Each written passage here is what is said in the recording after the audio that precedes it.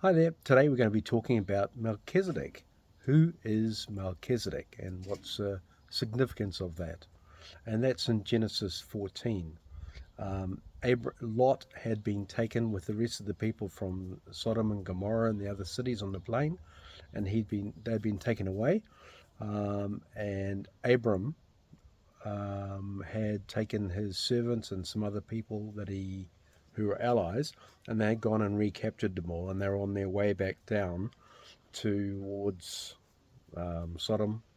And it says, and as they went past Jerusalem, it says that Melchizedek, this is verse 18, then Melchizedek, king of Salem, brought out bread and wine. He was the priest of God Most High, and he blessed Abram and said, Blessed be Abram of God Most High, possessor of heaven and earth. And blessed be God Most High, who has delivered your enemies into your hand. And he, Abram, gave Melchizedek a tithe of all. Not just the loot that he'd got brought back, but all that he owned. So he gave him a tenth of everything he owned. So the question is, of course, who is Melchizedek? And we find the main answer, I think. Spoiler alert, I believe it's Jesus. And this is why. In Hebrews 7, 1-6 it says, For this Melchizedek, king of Salem, priest of the Most High God, who met Abraham returning from the slaughter of the kings and blessed him, to whom also Abraham gave a tenth part of all. First, the name is translated King of Righteousness, and then also King of Salem, which means King of Peace. He was without father, without mother, without genealogy, having neither beginning of days nor end of life, but made like the Son of God, and he remains a priest continually.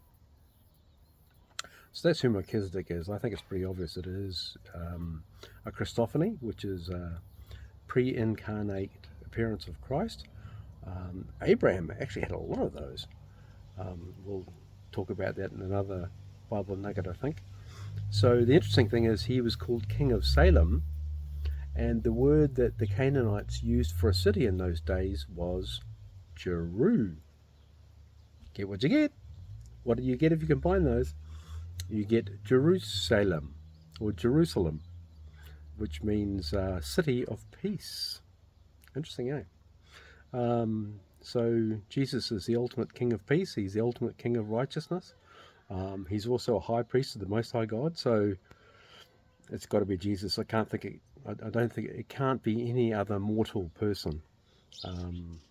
Anyway, that's what I think. I think it's fascinating that Abram, on his way back from defeating all these kings, which God has given into his hand, he gives a tenth of everything that he has. Oh, almost forgot. The very interesting thing about where he met Melchizedek, he met Melchizedek, as it says in verse 17, in the valley of Shavath. That is the King's Valley. That's actually the Kidron Valley. And the Kidron Valley is at the north of the city of Jerusalem, and it divides the city of Jerusalem from the Mount of Olives. So the Kidron Valley is where Melchizedek came out of Salem at the time and met Abram.